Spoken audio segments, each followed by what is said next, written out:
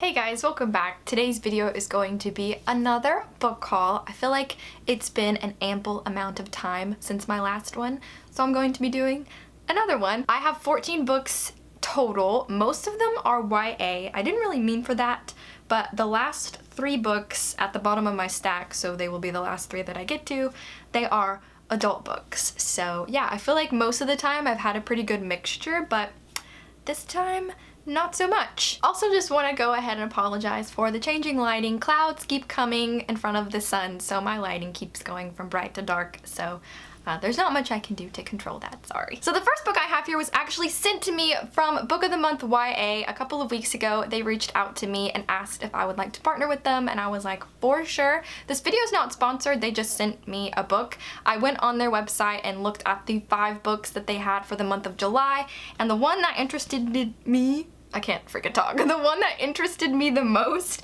was Wicked Fox by Kat Cho. This is a YA fantasy about this girl who lives in modern day Seoul. She's half human and a half gumiho?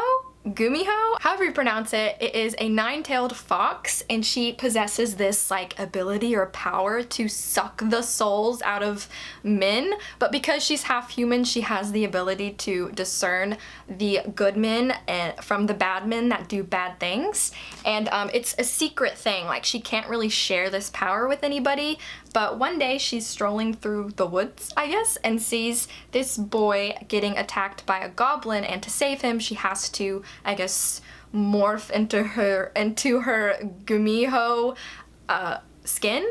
And so she breaks that rule and she loses her powers. She can't get it back, and without her powers she'll die. So I think her and this boy that she saves teams up to hopefully restore her powers, and from there the story goes. I don't know much more than that because that's about where the summary ends. I think this has a touch of romance, so I always love a good fantasy sprinkled in with some romance. And I'm really happy that they reached out to me because of the 5 books on their website that they had chosen for the month of July, I hadn't heard of any of them. Like, I never heard of them. So Wicked Fox, like I said, was just the most interesting to me from like the summaries.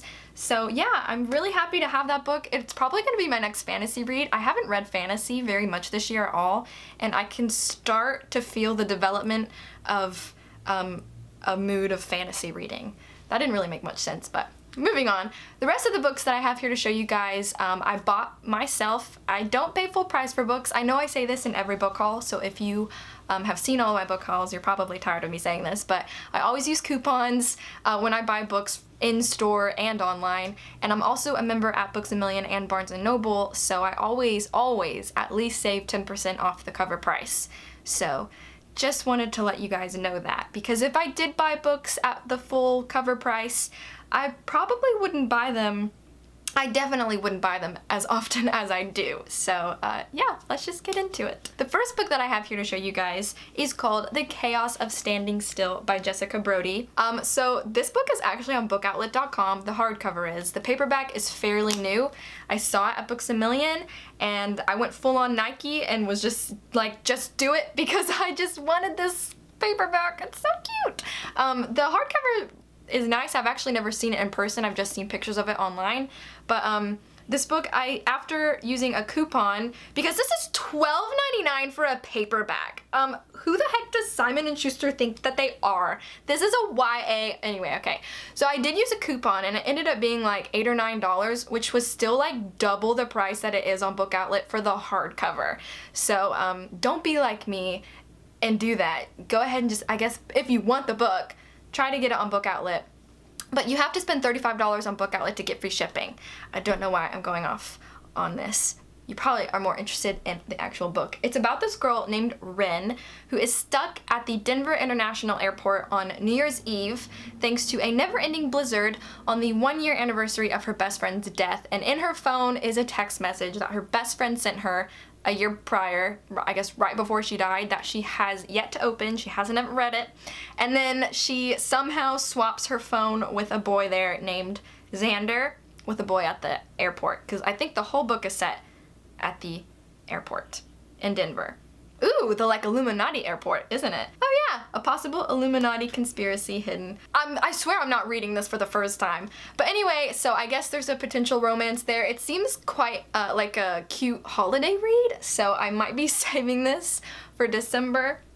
And yes, I'm sure I could have waited to buy this book until closer to then, but again, Shia LaBeouf told me to just do it, so I did. Next book. The next book I have here is called Graceling by Kristen Kishore. I bought this one for a very, very vain reason.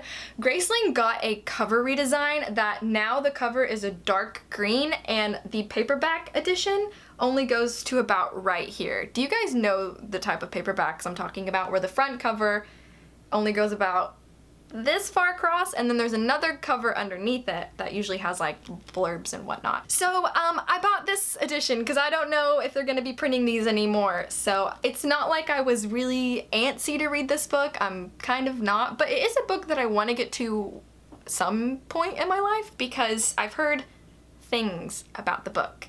I've heard mixed things. Some people really love it and some people could take it or leave it, so I'm still interested to see what I think about it. The summary on the back is not very informative, in my opinion. You just learn that our main character's named Katza. It's a fantasy, by the way, and she is a Graceling, one of the rare people in her land born with an extreme skill, and she has been graced with, I guess, the ability to kill really well. So because of that, she's forced to work as the king's thug. So that's cool. And then it says she meets Prince Po, who is graced with combat skills, and she becomes his friend. And that's it. Like, I really don't know, like, the big thing about this book. To me, that doesn't sound like much of a story. It sounds like a bunch of setup. So I'm interested to see what the heck this book's about. But yeah, bought it because I really prefer this cover to the new one that they came out with. The next book I have here to haul, I've actually already read it. I read it way back in October of 2014, and it is called Eleanor Park. It's a little known YA contemporary romance. You may or may not have heard of it, but it's a book about Eleanor Park, and they fall in love in the year 1986 while riding on a school bus and listening to music and bonding over comic books.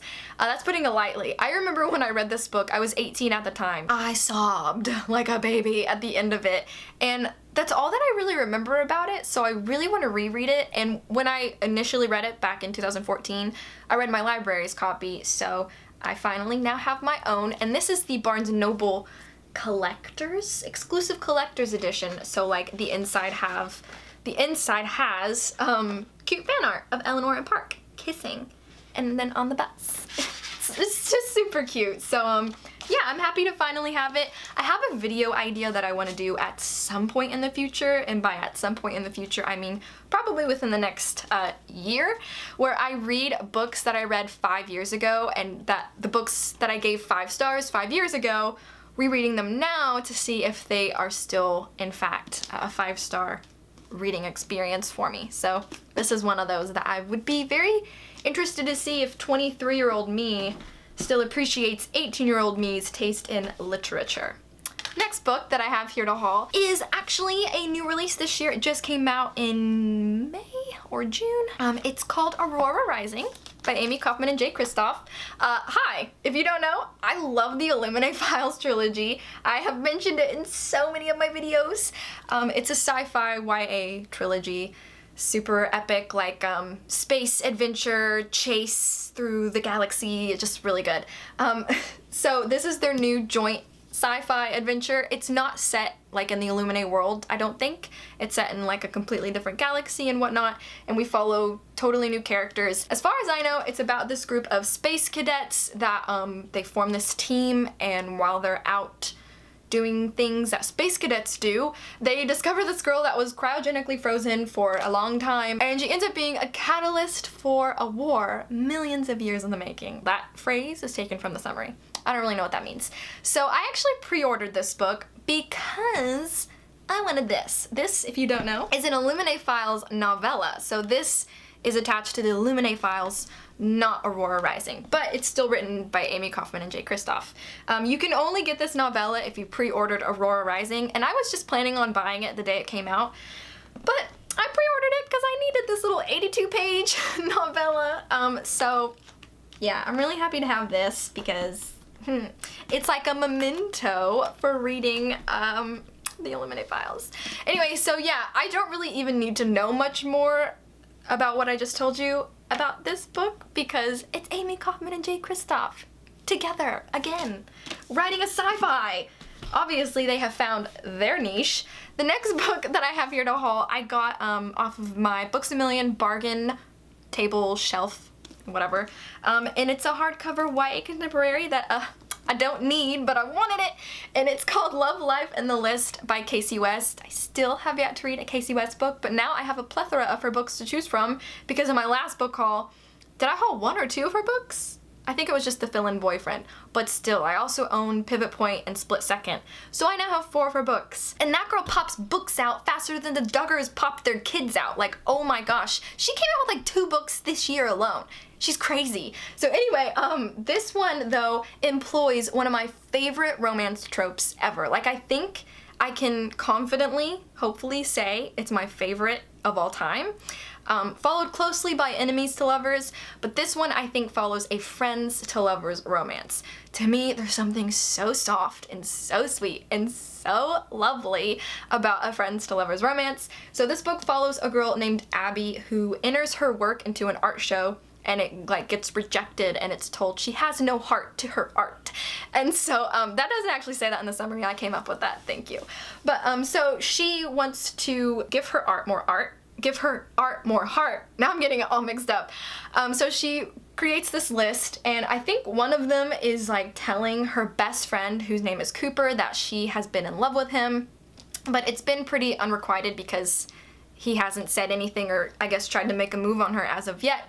So yeah, that's all that I really know about the book. That's all I needed to know. Like I said, I got this from the bargain bookshelf, so it ended up, I was able to use a coupon on it, which is pretty cool, and I think it ended up being about like $3, so kind of worth it, I think. Alright, the next book I have here I've actually already read, and it's Again But Better by Christine Riccio. This is a YA/new adult romance contemporary that takes place in London following our main character Shane as she studies abroad for like a writing program, and while there she makes friends, meets a boy named Pilot, and falls in love. And that's pretty much the gist. If you want to know my thoughts about it, I do talk about it in my May wrap-up because I read it in May. But yeah, if you don't know, Christine Riccio is a booktuber from the channel Poland Bananas Books. You probably do know because she's like the most popular booktuber. I've been watching her channel for years. So yeah, as soon as her book came out, I went in the store and bought it. So got this one. Alright, this next book that I have here is called Lovely War by Julie Berry. This is a book I had never seen, had never heard of until I saw it sitting on like the YA table at my local Books A Million. And a little fun fact about me, anytime an Eiffel Tower is on a book cover, I pick it up to learn what it's about. 9 times out of 10, it's a historical fiction, which is what this one is, of course. And I don't normally gravitate toward historical fiction. And the 2 or 3 that I've read, The Book Thief and the Nightingale, and I feel like there's a 3rd one, but I can't think of it right now. They've been stellar reads, like 5 out of 5 star. I read The Nightingale earlier this year and I have a book review about it up, just talking about it and gushing about it. That has nothing to do with this book though. Okay, so Lovely War is, like I said, a historical fiction. It follows 2 couples from World War I and World War II, and their like love story is told from the perspective of the goddess of love, Aphrodite. So she has combined historical fiction romance with like Greek mythology, and I read the first chapter in store and was so taken by the first chapter I had to buy it. Like in store, thankfully I had a coupon, because her writing style set up such a absorbing atmosphere, because the first chapter, because that's all I've read so far, is set in like a hotel, I think it's in New York City in the 1920s, so like she immediately set up like the swinging dancing and the jazziness of, I guess, hotels in the 1920s, but Aphrodite is actually having an affair on her husband, I want to say it was Hephaestus, and she's having an affair with Ares? Crap, I'm trying to read really fast and it's not happening. So yeah, that's all that I know though about the book. I feel like I told the summary about that really in a really like jumbled way. But yeah, I'm like really excited to get to this pretty soon. I think this would be a good one to read in the fall or winter time, because like I said, I have no idea. I've never heard anything about that book. Alright, the next book that I have here to haul is yet another YA contemporary. I had quite a few of them in this haul, and that is called You'd Be Mine by Erin Hahn. This is one that came out, I want to say in February or March, and I had initially planned to buy it as soon as it came out, but for some reason I kept going back and forth, but ultimately bought it. So this one follows two country music singers. One of them is named Annie Mathers, and she was born into country music royalty. Her parents were like country music superstars, but they died tragically. And that was 5 years ago. And today, at age 17, I feel like I'm like talking about it in real time, Annie is kind of wanting to, I guess, wet her toes into the country music scene, but she's worried that she doesn't have what it takes. Does she have the courage to even pursue a career in country music? And then the other country music person we follow, so by the way, if you're not a fan of country music, I guess you probably wouldn't like this book. The other person we follow is named Clay Coolidge, who is like a bona fide country music superstar, a heartthrob, and a mess. The best mixture. Clay's record label worries that its most affable bad boy, who croons about ladies and liquor, is becoming a liability. So they think that he should get Annie on his tour because she's seen as kind of like this like good girl, and so that I guess would repair his image. So yeah, I think they strike up a little romance. It just sounds really cute, and it's pretty short, and I read a book that, I mean, it's not similar subject-wise, but it follows a country music singer. The book is called Wildflower by Alicia Whitaker, and it's set in Nashville. I don't think this one's set in Nashville, but country music. I don't actually really listen to country music all that much. I wouldn't say I'm the biggest fan, but when I take my trips to Nashville, I am a huge fan of country music. It's hard not to be when you are in Nashville, because that's like all you ever hear. But yeah, any book that's about just musicians in general, I am just all the more inclined to read, just because I write songs and create music myself. Alright, this next book I have here to haul, I meant to haul in my last book haul and forgot about it, and that's The Vanishing Star by Maureen Johnson. I bought this book as soon as I finished Truly Devious, which I read that back in March, because The Vanishing Star, if you don't know, is the second book in the Truly Devious trilogy. I think there's just gonna be 3 books. I hope there's just gonna be 3 books.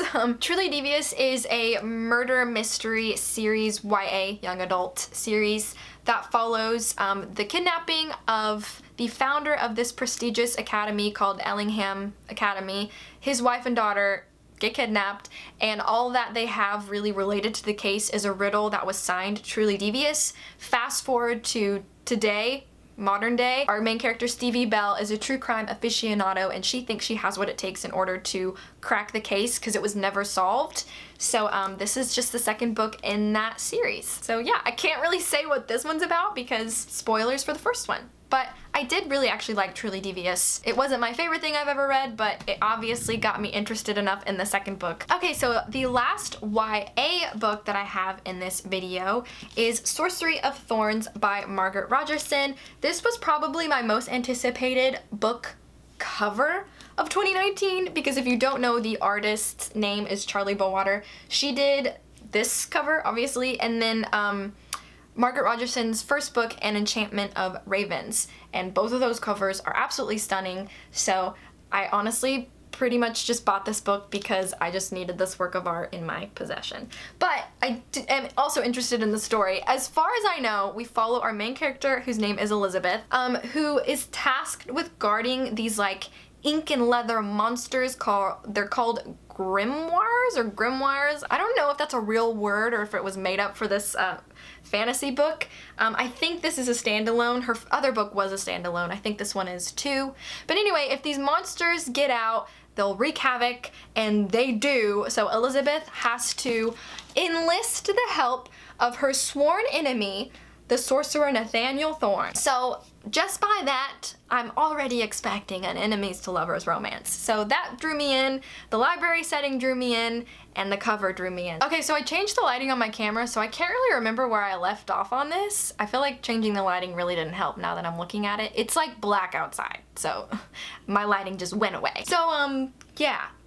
library, fantasy, enemies to lovers. I'm all about it. Okay, so the last 3 books that I have here are all adult books. So the first one is called Everything I Never Told You by Celeste Ng. For some reason, I kept the receipt in this book, so don't think I'm reading it, it's just the receipt. This is one that I've been wanting for years, just for the longest time, and I think I got a Barnes & Noble coupon that was like 30% off a book purchase, and like I never get those types of coupons from Barnes & Noble like that much, so I was like stressed because it was one day only, so I just went in the store, found a book that I had been wanting for a long time, and used my coupon to purchase it. So it ended up being this one.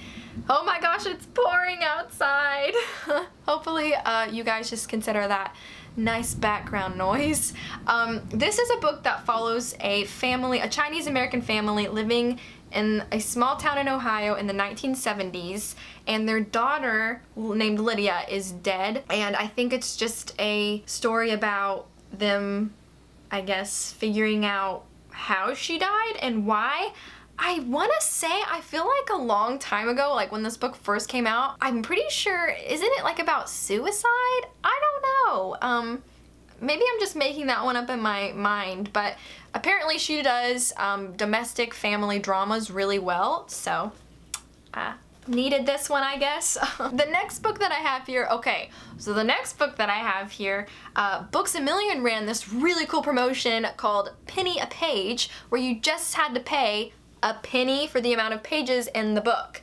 It's just like how it sounds. And they only did that for Books A Million members, and because I'm a member there, I got the coupon, and the book I got was a book that I have been wanting for forever, but I've never been able to find it at a good discounted price. But it's got 559 pages, so I paid $5.59 plus tax. And that is The Secret History by Donna Tartt. This is just like, gosh, it's like a modern day classic, I think, is what they're billing it as nowadays. It was published in 1992, I'm pretty sure, which I didn't even realize it was that old. Like, I knew it came out in the 90s, but I was figuring the late 90s rather than the early 90s. So this is quite old. This is this is an older book. It's older than me. Anyway, this book is about a group of students at a New England college who I think commit murder.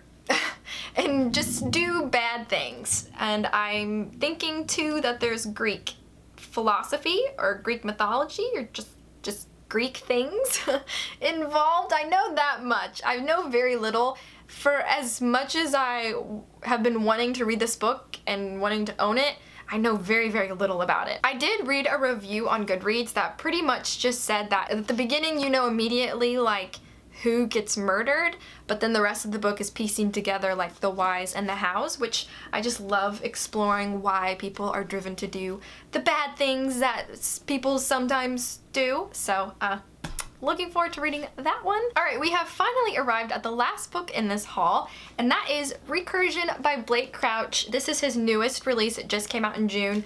I read his other book, Dark Matter. He has other books, but Dark Matter is the only other one of his that I've read, back in April, and I loved it. I read it over the course of a weekend and gave it 5 out of 5 stars. It was such a fast-paced sci-fi thriller, and this seems very much the same.